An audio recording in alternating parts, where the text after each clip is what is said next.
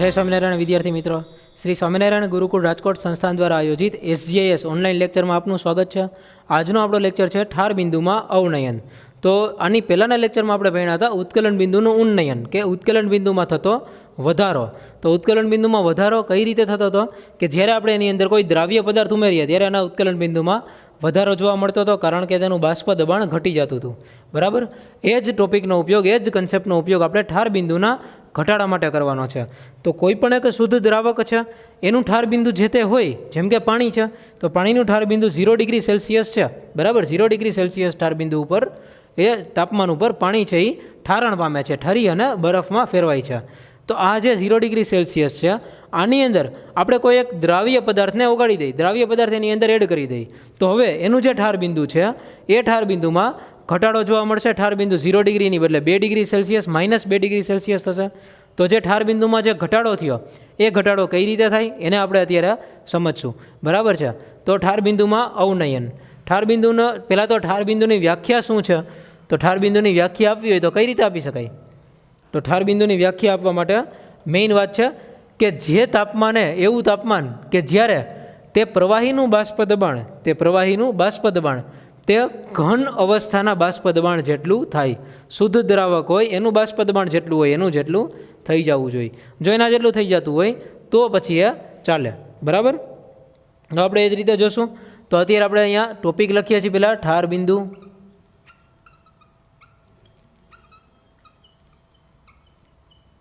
ઠાર બિંદુમાં અવનયન એટલે કે ઠાર બિંદુમાં થતો ઘટાડો.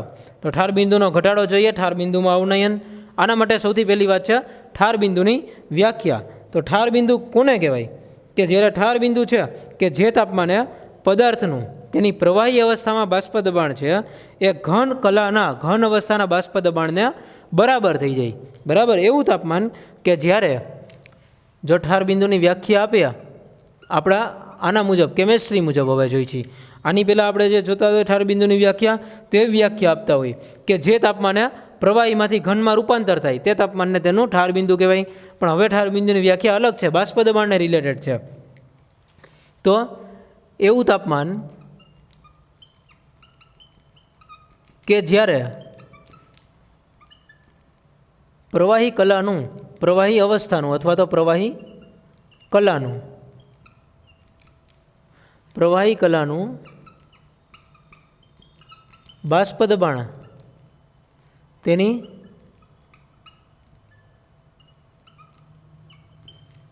શુદ્ધ અવસ્થાના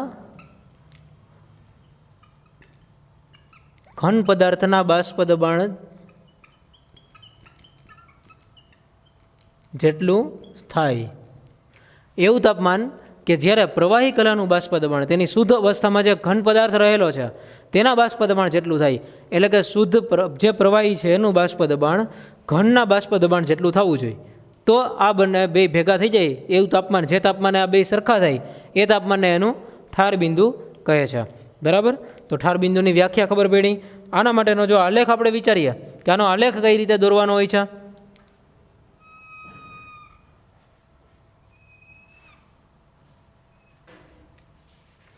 તો આ બાજુ બાષ્પ દબાણ વિરુદ્ધ તાપમાનનો આલેખ દોરીએ. તો જો બાષ્પ દબાણ વિરુદ્ધ તાપમાનનો આલેખ છે તો આમાં હવે શું થવાનું છે આ વખતે? તો આ વખતે જે તાપમાન અને બાષ્પ દબાણ આ આલેખ છે આની અંદર શું થશે? તો કે આપણી પાસે જે દ્રાવણ છે, બરાબર, આપણી પાસે જે અત્યારે દ્રાવક છે એ શુદ્ધ દ્રાવક, એનું બાષ્પ દબાણ ધીમે ધીમે ઘટશે. જેમ જેમ આપણે એનું તાપમાન ઘટાડતા જશું, ઠંડુ પાડતા જશું, એમ એનું બાષ્પ દબાણ ઘટશે. બરાબર, તો આ શુદ્ધ દ્રાવક છે, એનું બાષ્પ દબાણ ઘટવાનું છે. હવે જો આપણે દ્રાવણ બનાવીએ તો દ્રાવણનું બાષ્પ દબાણ એના કરતાં ઓછું હશે, એ તો સીધી જ વાત છે. એટલે એ અહીંયા ઉપર હશે તો એની બદલે નીચેથી શરૂ થશે આ આલેખ. બરાબર, અહીંયાથી શરૂ થશે, એ પણ ધીમે ધીમે ઘટશે. બરાબર, તો આ થઈ ગયું દ્રાવણ માટેનો આલેખ છે. તો એક આપણે આલેખ દોર્યો દ્રાવક માટે, બીજો આલેખ દોર્યો છે દ્રાવણ માટે. તો દ્રાવક અને દ્રાવણ આ બંને માટે આપણે આલેખ દોર્યા છે. હવે આની અંદર શું થાય? તો જો શુદ્ધ દ્રાવક આ જગ્યાએ પહોંચ્યું અને આ શુદ્ધ દ્રાવણ છે એ આ જગ્યાએ પહોંચ્યું. અહીંયાથી આ ઘનમાં રૂપાંતર થયું. શુદ્ધ દ્રાવક છે એ આ જગ્યાએથી ઘનમાં રૂપાંતર થયું. તો ઘનનું બાષ્પ દબાણ એ આ રીતે આપી શકાય. ઘનનું બાષ્પ દબાણ આ એક લાઈન દ્વારા મળે છે. બરાબર. તો હવે જે દ્રાવણની લાઈન છે એ લાઈન જ્યાં અહીંયા ટચ થાય એ આની બાષ્પ દબાણને અડે છે, બરાબર છે. એટલે ત્યાંથી આપણે એનું ઠાર બિંદુ મળશે. તો આપણને બે મૂલ્ય મળ્યા, એક શુદ્ધ દ્રાવકનું ઠાર બિંદુ મળ્યું અને બીજું મળ્યું દ્રાવણનું ઠાર બિંદુ. એ કઈ જગ્યાએથી મળ્યા?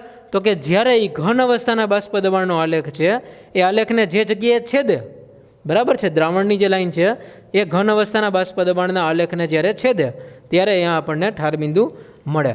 તો અહીંયા લખવું પડશે આ ઘન કલા, બરાબર છે, ઘન અવસ્થાની અંદર આલેખ દોરેલો છે, બરાબર. તો હવે આમાં જોઈએ છીએ કે કઈ જગ્યાએ કઈ ઉપર લખાય. અહીંયા જો શુદ્ધ દ્રાવક છે તો એનું ઠાર બિંદુ જેને આપણે TF0 તરીકે દર્શાવશું. TF એટલે ઠાર બિંદુ છે, એફનો મતલબ ફ્રીઝિંગ છે, ફ્રીઝિંગ પોઈન્ટ. તો TF0 કારણ કે શુદ્ધ અવસ્થામાં છે અને આ જે છે એ TF છે કારણ કે એ કોઈ એક દ્રાવણ સ્વરૂપ છે, તો TF છે. તો આના માટે જોઈ તો હંમેશા શું હશે? TFનું મૂલ્ય TF0 કરતાં નાનું હશે કારણ કે ઠાર બિંદુમાં હંમેશા ઘટાડો થાય છે, ઠાર બિંદુમાં હંમેશા અવનયન થાય છે. તો TFનું મૂલ્ય TF0 કરતાં હંમેશા ઓછું જ રહેશે, બરાબર. તો આના માટે આપણે લખી શકીએ કે હવે ડેલ્ટા TF આ મૂલ્ય લખવું હોય તો કેમ લખાય? ડેલ્ટા TFનું મૂલ્ય છે એ TF0 માઇનસ TF દ્વારા દર્શાવી શકાય, બરાબર છે. તો મોટામાંથી નાનું બાદ કરી અને આપણે એનો ડેલ્ટા TF એ આપણે લખી શકીએ કે એની અંદર ઠાર બિંદુમાં ઘટાડો કેટલો થયો, બરાબર. હવે જો આપણે ખબર પડે કે પ્રાયોગિક રીતે વિચારીએ કે પ્રાયોગિક રીતે આમાં શું જોવા મળ્યું, તો જેવી રીતે ઉત્કલન બિંદુ ઉન્નયનમાં જોવા મળ્યું હતું એવી જ રીતે આમાં પણ પ્રાયોગિક રીતે એવું જોવા મળ્યું કે ઠાર બિંદુમાં થતો ઘટાડો તે દ્રાવણની મોલાલિટીના સમપ્રમાણમાં હોય છે, એટલે કે મોલલ સાંદ્રતાના સમપ્રમાણમાં હોય છે. ઠાર બિંદુનો ઘટાડો મોલલ સાંદ્રતાના સમપ્રમાણમાં હોય છે.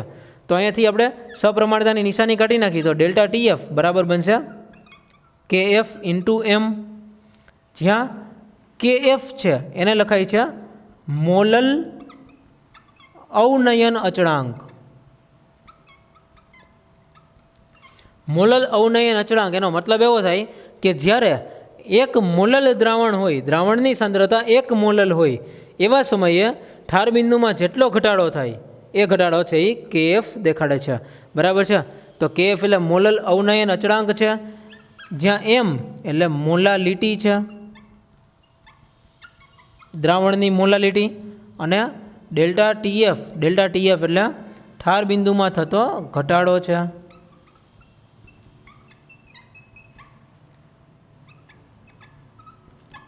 ઠાર બિંદુમાં થતો ઘટાડો છે.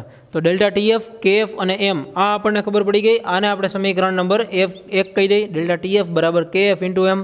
હવે આપણને ખબર છે, આપણે જાણીએ છીએ કે વી નો ધેટ M એટલે મોલાલિટી છે.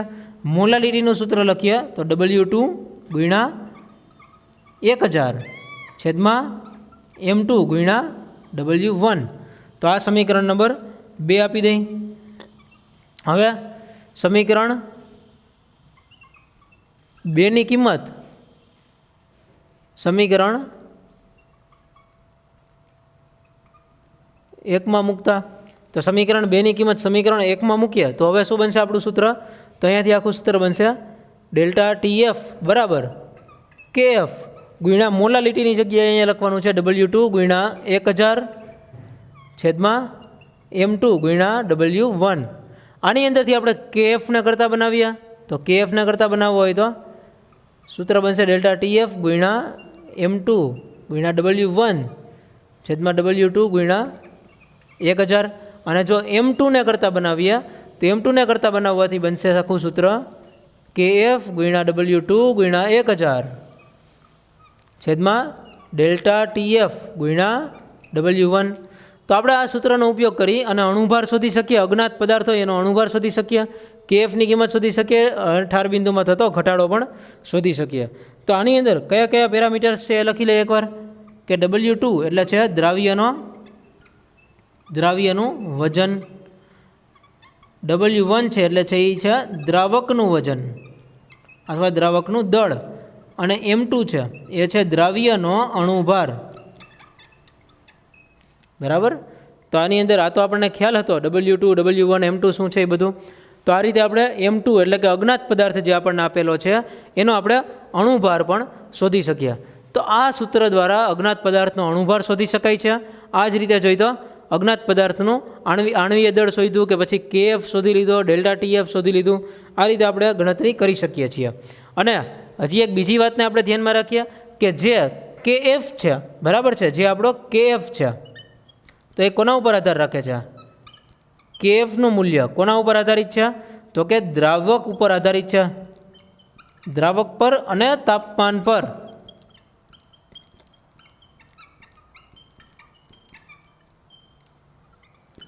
KFનું મૂલ્ય દ્રાવક પર અને તાપમાન પર આધારિત હોય છે.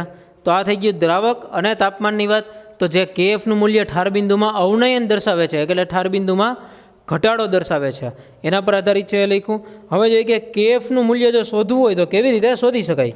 તો KFનું મૂલ્ય શોધવા માટેની પ્રેક્ટિકલ રીત છે. એનું સૂત્ર આપણે લખીએ છીએ. KF બરાબર શું હોય? તો કે એક R હોય એના ગુણ્યા M1 એટલે દ્રાવ્યનો અણુભાર છે, બરાબર. TF નો સ્ક્વેર એટલે કે ઠાર બિંદુનો વર્ગ, જે ઠાર બિંદુ હોય એનો વર્ગ કરવાનો છે, અને છેદમાં લખવાના છે 1000 એના ગુણ્યા ડેલ્ટા H ફ્યુઝન. આ ફ્યુઝન એન્થાલ્પી એટલે કે જ્યારે પ્રવાહીમાંથી ઘન બને ત્યારની એન્થાલ્પી છે એ ડેલ્ટા H ફ્યુઝન તરીકે લખાય છે. તો જો આમાં લખવું હોય તો જેમાં R છે એ વાયુ અચળાંક છે,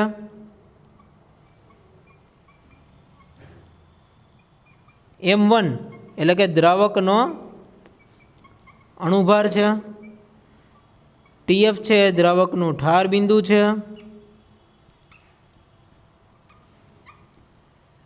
અને ડેલ્ટા H ફ્યુઝન આ એની ફ્યુઝન એન્થાલ્પી છે.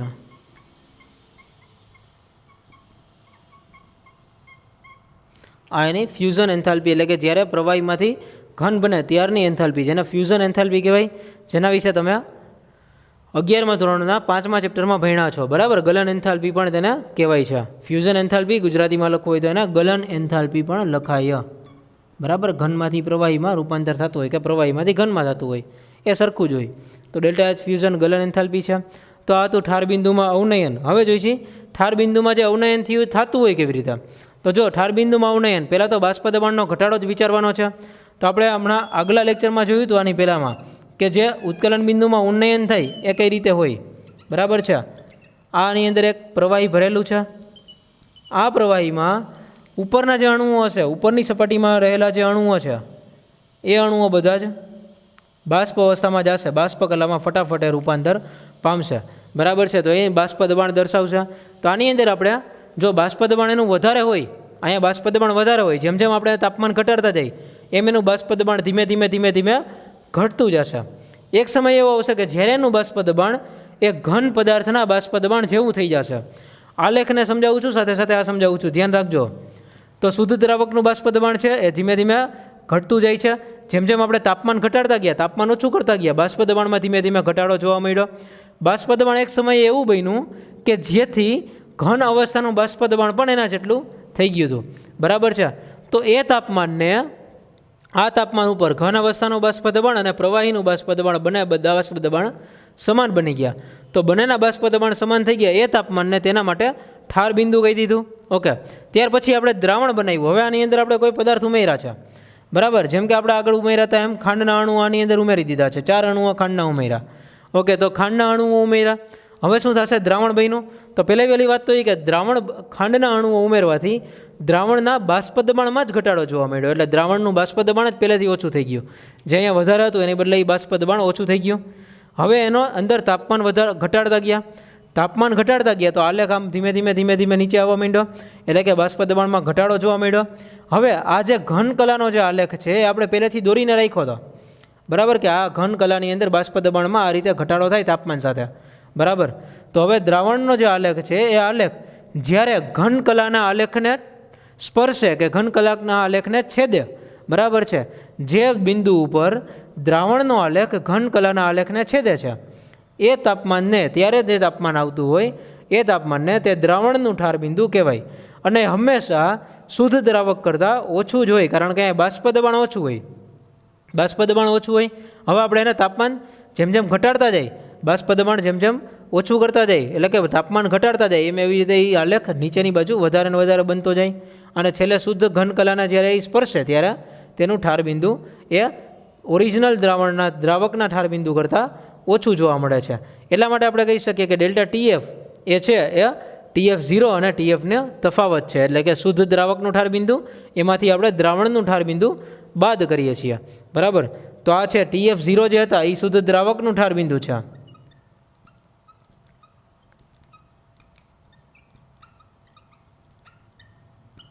અને જે TF છે એ દ્રાવણનું ઠાર બિંદુ છે.